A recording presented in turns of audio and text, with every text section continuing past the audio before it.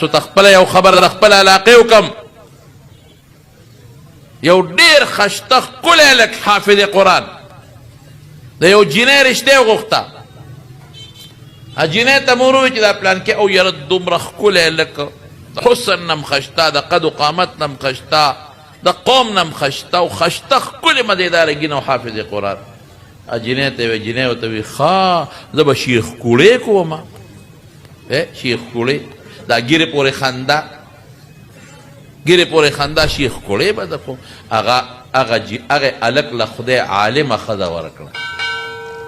ښکلې عالمه ښځه یې وکړه او دا جینۍ یو ګیرخرایلي ته واده شو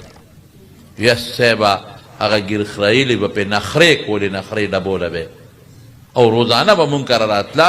او وی به چې تاسو زما دې خاوند ته نصیب ته هغه ګیرې والې د ګیرې اعضا بیا خاوند مړ شو بچی پاتې شو او بچی لوپران هغه ښځه اوس په هغه کورونو کې لګیا ده پردي خدمتونه کوي د هغې هلک د ښځې خدمتونه کوي جامې ولې انځي هلته ځي راځي هلک خوشحاله دی ښځې عالمه ده خدای وله بچي م ورکړل دا زمونږ د قوم سوچ دی دا زمونږ د ښځو سوچ دی ګیرې ته سپک قرآن ته سپک مدرسو ته سپک جوماتونو ته سپک یو ګورې زه تاسو ته یو خبره کوم ټول مسلمانان دلته الحمدلله موږ ناست یو زمونږ الله او د رسول باندې ایمان دی او دا مو عقیده ده ما د باندې وختي دا خپل عقیده ښکاره کړه چې زمونږ هر څه د چا په لاس کې دي د الله په لاس کې دي دغه مدرسې دي چې دا کومه کې زه ناست یم د مدرسو سره به مینه کوئ ښه محبت به کوئ بلکل د علماو سره به مینه کوئ د قاریانو سره به مینه کوئ حافظانو سره محبت به کوئ کمی به وي په مونږ کې خفه کېږئ ما مونږ ملیانو کې به ډېرې کمی به وي مونږ خو د دې معاشرې خلک یو که نه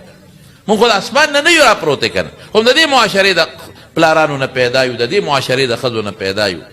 ستاسو معاشره کې مونږ واړه لوي شو تاسو سره هم ژوند تېر شو بچو هم تاسو سره ژوند تېر پلارانو هم تاسو سره ژوند تېر